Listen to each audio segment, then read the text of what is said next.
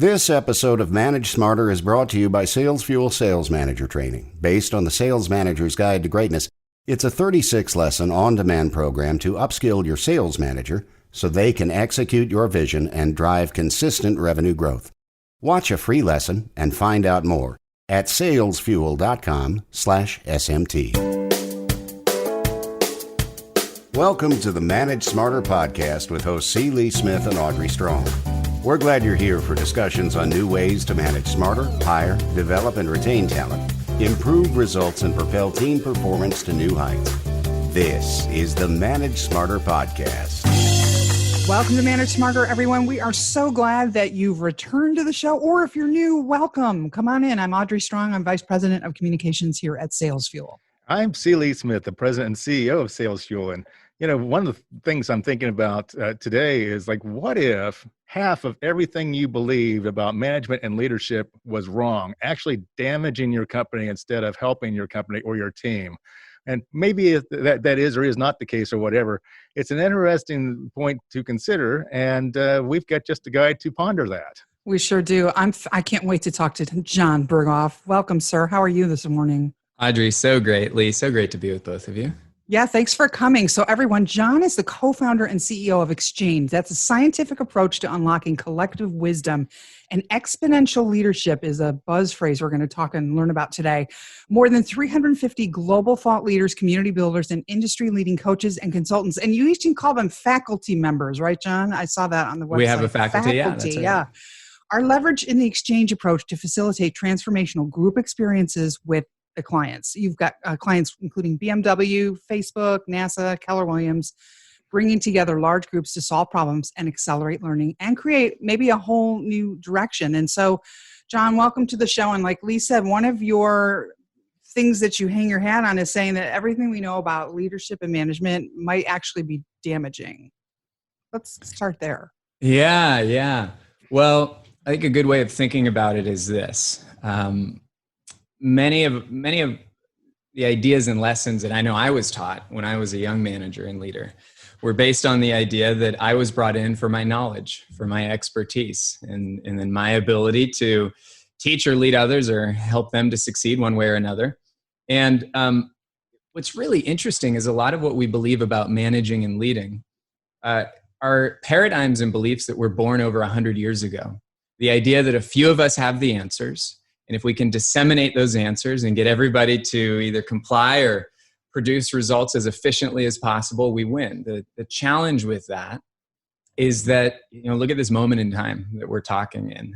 This is a time where the world arguably is changing faster than we know how to adapt to that change. And so the idea that a few of us have the answers is a little outdated. And so our passionate exchange is unlocking potential at scale. And it's often by starting by saying, hey, how do we design the questions that we can invite as many people into as possible? A year ago, we didn't have the right questions. I mean, right? It's the questions changed in the last year. And you know what? That is a beautiful question. What are the questions we should ask now? Because often the ones we're tempted to ask first when we go into these fear-based paradigms and moments of challenge might not actually be the ideal question. So is your sort of this knowledge pyramid, usually the old management way is this way, right? Mm-hmm. With the manager, the big wigs at the top, you turn it upside down in the Exchange? And it's kind of like a groundswell from the bottom up, everybody together. Yeah, it's a good question. The way that we think of it is it's certainly not top down, but it's also not bottom up. It's about the whole system all at once. It's about understanding that everybody's unique perspective. Let me give you a real example. So just a week ago, we were leading a sales conference for an organization that their leadership is really progressive, in our opinion, in how they invite voices into critical conversations. Of course, we're doing this online. It's a 3-day sales conference. And here's an example. Instead of spending the time doing what many organizations might do, which would be, hey, let's find our top salespeople, have them tell everyone what they're doing and disseminate that knowledge and then go from there, maybe do some recognition. There was some of that. But one of the things they did on the first day is we dropped everyone in the sales organization into small groups. And we had everybody share a story in response to the question, what have you learned about adapting to change in the last 12 months? So instead of the executives or the sales leader standing up saying, here's what you all need to know about dealing with change, why don't we actually ask those who are in the field that are facing it and who are talking to the customers? And what's amazing, we call that crowdsourcing. It's not complicated. But what's amazing is in those small groups, they shared stories of when they've navigated change at its best. And they shared stories of their best experiences of serving their customers, even in the middle of this COVID situation. And then they voted up their favorite stories. And literally in real time, they crowdsourced the panel using their collective intelligence versus the leader, the CEO, predetermining who should be saying what. And that was on the first day. And then later on in the event, they had conversations about the future they wanted to create together. What were the common threads? What were the things that got voted up? Yeah, well, I won't recall all the specific stories, but the qualities from within those stories of when they were at their best and when they navigated change were certainly what rose up was a humility and a recognition that they as a sales organization, and this came up again and again and again, that they needed to be willing to let go of how things used to be.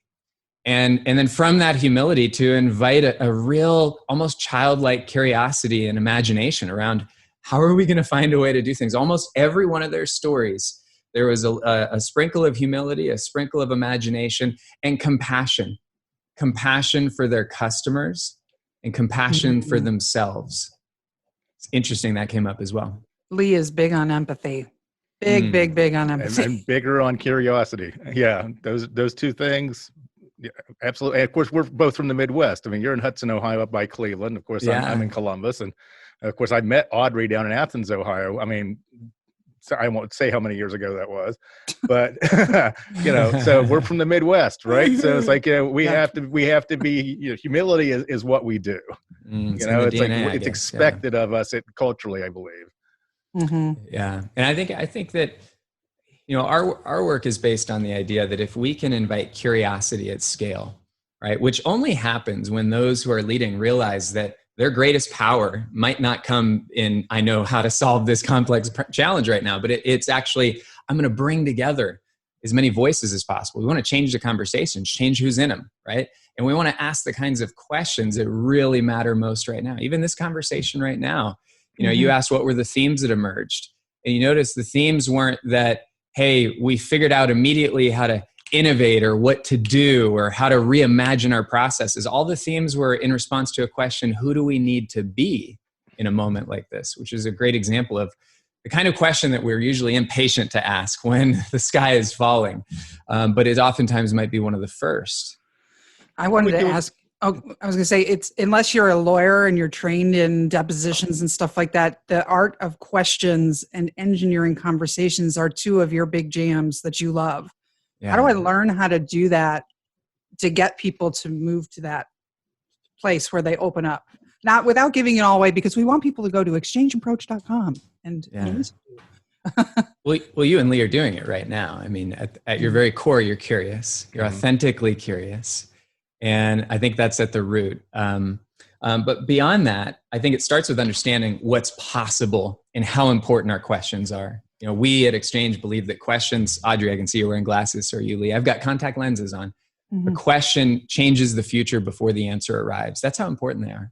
So a question is like a lens that we put in front of our eyes. Like even before we open our eyes, that lens is going to change literally what I see and how I see the world.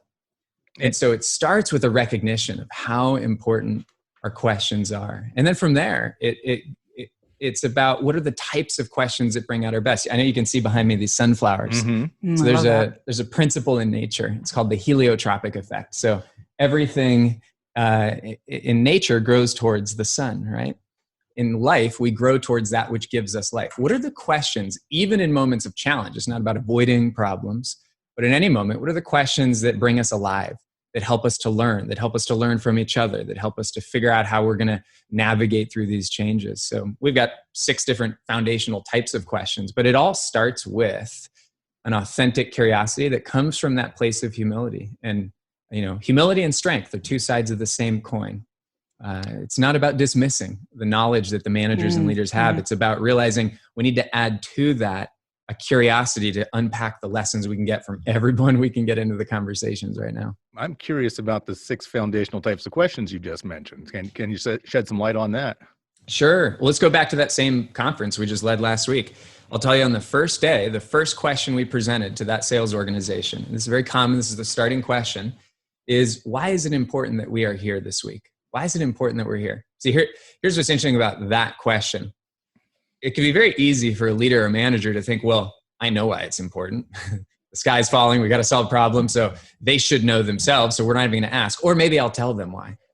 But the interesting thing is, especially if you look at generational changes in the workforce and the value structures and how they've evolved, it's one thing to tell people why being here is important. It's another to ask them that question, give them a chance to reflect on it, drop them into small groups, let them share the answers with each other, pull them out of those small groups, let a few volunteers share in front of the whole group, and then all of a sudden, they've connected to a sense of purpose from within, from hearing how each other answers that question in unique, different, and inspiring ways.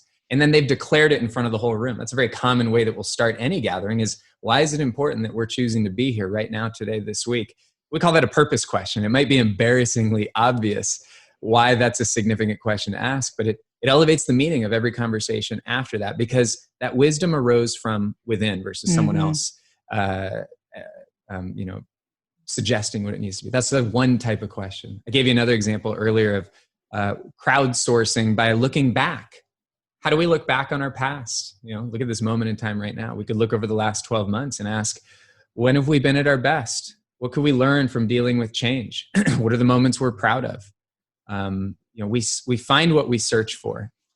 And if we could, at a minimum, learn from what we've navigated through, we can reinvest that into our next conversations. I'll give you two more quick examples. Okay.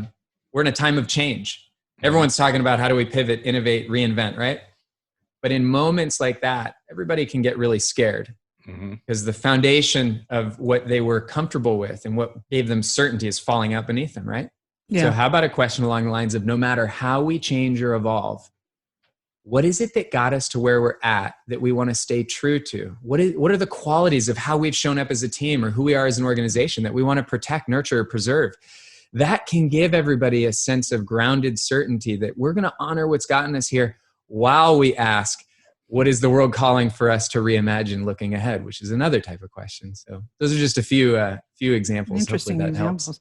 Well, Lee made it perfectly clear that you are much better looking and younger than us.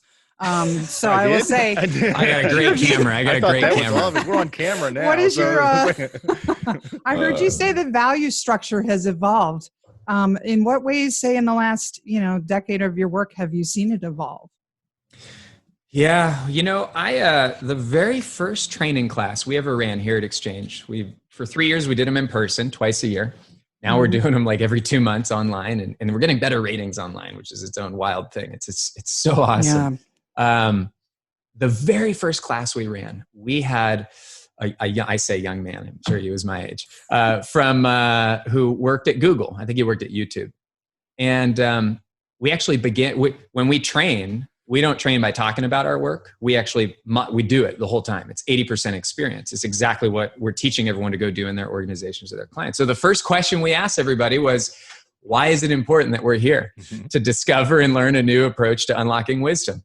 And he stood up representing one of the groups. We did an activity where they created a shared purpose in like 15 minutes, and then they presented it to the room. And he stood up and he said, I believe the reason that we're here is because, he says, I grew up in this generation where information has been democratized, and he spoke for, so to speak, his generation. And he said, the idea of working in an organization where we're not a part of the most important conversations is just foreign to us, because we're in this age of transparency. We're in this age where we all have a voice. And so it's really hard for us to consider tolerating being in a workplace where our voices don't get invited in when we have perspectives or strengths to contribute to those important conversations. And that's why managing and leading the old way might be damaging now.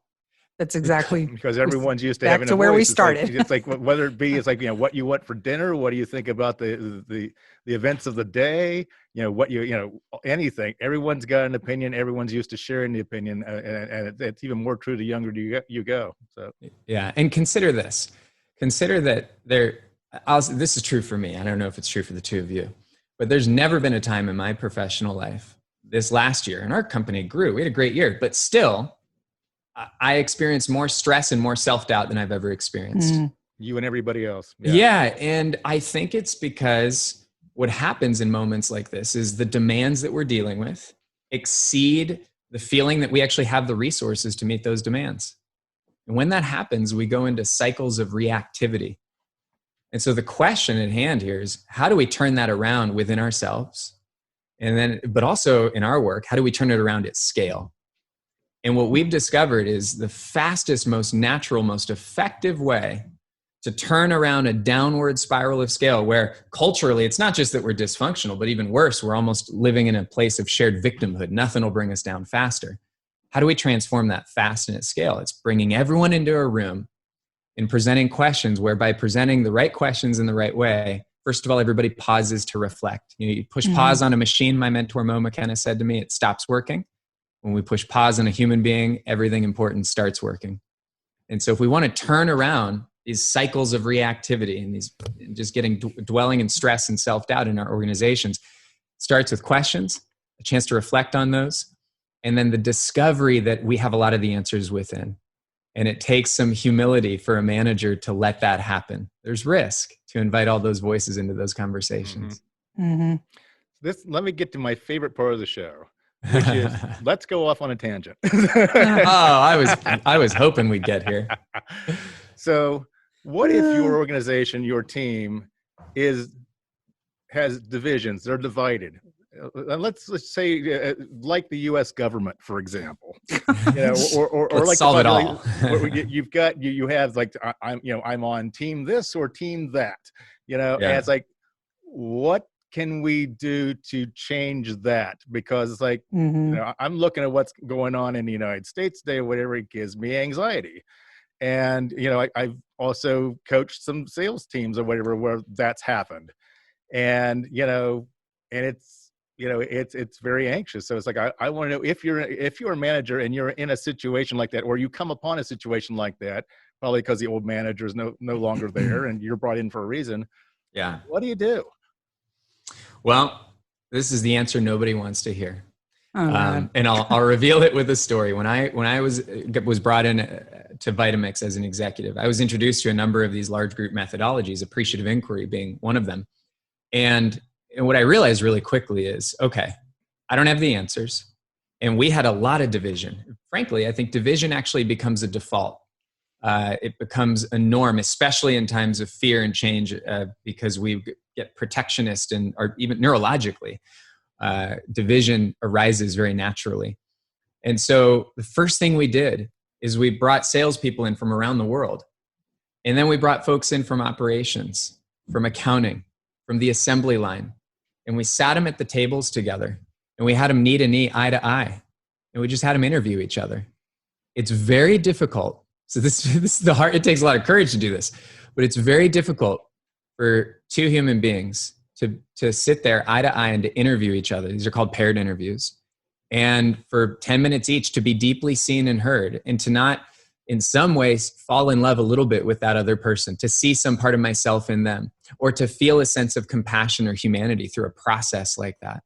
So the short answer is the heavy lifting of, remember, to be whole is to be healthy, right? And so how do we create conditions for wholeness in the workplace? Well, it's actually simple. It's those that don't talk, we got to get them talking. And give them some quality questions so that they can learn from each other and they can appreciate each other. And I've rarely seen a situation. We had one company, there were two merging companies. Talk about division. Oh, yeah. I mean, at the start of the meeting, they were still using two different company names. So we put them in these interviews and we give them three questions. Number one, hey, when have you or your organization been at its best so that we could learn from each other? Number two, no matter how all this looks in the future, what are the strengths from your organization that you hope that we bring into this newly formed organization? And number three, what are your highest wishes for what happens as we come together? And I'll always remember doing this. There's two Canadian companies. And we come out of that little 30-minute exercise. And this one gentleman looks across the room to another woman. I said, who wants to share? What did you notice from that? And he said, when I came into this room, he said, I literally thought of her as like my enemy. We're fighting for resources. We're fighting for our jobs. And he said, after 30 minutes of listening to each other, I realized that behind our skepticism was really an unexpressed hope. that we really both wanted the same thing. We just didn't realize it because we haven't had the chance to really get to know each other. So that's one way to do it. Are there some topics that are taboo, when you're trying to accomplish something like that? That's a good question. We're inspired deeply by approaches like design thinking, where the starting question is so important, and appreciative inquiry, where it's about questions that unlock strengths. What we found is important is that the first questions we ask are fateful. And it's very tempting to allow conversations to be guided by what's wrong, what's missing, or what's broken. Mm-hmm. But here's the problem with that. The problem with that is, unconsciously at a minimum, that'll send us into a downward spiral. Neurologically, that'll send us into furthering our perspective that we don't have the resources to deal with these problems. We might get really smart on how we got here, whose fault it was, or how bad it is. But what we've discovered is that the starting questions are very important. And it's really important to make sure that our conversations start, let's say you're a sales organization. We got a big problem. We're losing our customers. Well, we could have a whole meeting that starts with, why are we losing our customers, right? But what we would encourage us to do is stop and ask, well, what is it that we ultimately want? And make sure that that becomes our starting question, right? There was an airline years ago, this exact method. They brought in a team of consultants. The consultant said, what do you want to fix? And they said, we want to fix our lost baggage problem. And they got a little training on the importance of question design. And the airline said, oh, we realized we don't want to come together for 2 days and ask, how do we fix our lost baggage problem? They asked a different question. Because oftentimes the opposite of trying to fix a problem is we don't realize all we're doing is getting back to neutral. It doesn't necessarily bring us to excellence. So this airline, the airline asked a different question. They said, how do we create an exceptional arrival experience? Mm-hmm. And they ended up not only solving the lost baggage problems, but they eclipsed and transcended those problems and won industry awards. So you asked what's taboo, and I don't know if I'd consider it taboo, but in our world, we're often brought into really high stakes situations, and we're teaching coaches how to go into very tense situations. But even that first question is fateful. We want to make sure that every convening intervention change effort always starts with a conversation that's pulling us aspirationally towards the future, not dwelling in what we're trying to get away from. That makes sense. What I love about this is the negative. Lee has heard me use these terms before. This does not allow the negative Nellies or the Eeyores that are within that organization to linger and maintain their negative wiring. They've got to, almost like the exponential leadership sweeps them up. It sounds wonderful. I mean, it sounds like a great method to not allow those people to stay in that space. It does. And to be clear, I want to make sure I'm very clear. We're not advocating that we should be ignoring our problems. That's not the idea. But realize that if something's not working, a beautiful time to bring in that situation is when we're looking ahead to the future. What would you like to be celebrating 6 months from now? What would success look like? What is it we ultimately want? What do we want our customers saying about us? Right? Who do we need to be to create those kinds of solutions? Okay, so the pressing question here, I think that absolutely needs to be asked. What do you do with team members then that don't get on board, that continue focusing on the negative, continue focusing on, division and all or nothing thinking and everything like that. And they, you've done your best to try to get buy-in. They just, for some reason, don't come along. Yeah. Well, you got to push a button and drop them into a tank of sharks with laser beams. I love that show. Well, ejection seats. First of all, let's just acknowledge that, we're having a conversation at a time that, again, is a moment where the level of stress and the level of self-doubt that we're all living with it's levels that none of us have ever experienced. And so I think, kidding aside, I think it should be expected that no matter what conversation we're trying to bring people into, this is going to be a moment where what people need is compassion. They really need that compassion. They really need to feel dignity from those who are leading them and how they are respected. People are struggling at home. Mm-hmm. They're trying to school there. It's so easy for some of us. I get to come here and go on these Zooms and facilitate things all day. And I try and remind myself that I've got it really good. And there's a lot of people that we might be leading and managing, and they might be navigating challenges that we're not aware of. So long answer to say a compassionate heart is really important right now. And that's an important starting point. And then from there, maybe that can open up and create an opening for energy to shift. But it has to start within ourselves. Yeah. We got about 30 seconds left. Exchangeapproach.com. You're Jon, Jon_Berghoff on your Twitter, right? And you've got a leadership playbook free on your website, right? You want to tell us about that? Yeah, and I don't even know if you can find it on the website. So you just click at the top, and I was going to register and download it and read it. Oh, okay, cool. All right, good. It's download now. It's in on a big there. red banner. Yep. Then our team just updated that. Exchangeapproach.com/playbook. And go check it out. And if anyone ever wants to talk with anyone on our team about bringing this work into their organizations or coming through our trainings, we'd be delighted to connect with anybody who's listening. Thank you, Audrey and Lee, for this time today. Thanks, Jon. Thank you for joining us. It's great. It's always great to talk to a neighbor.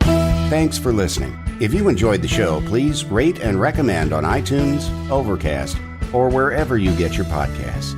You can also get more great information at salesfuel.com.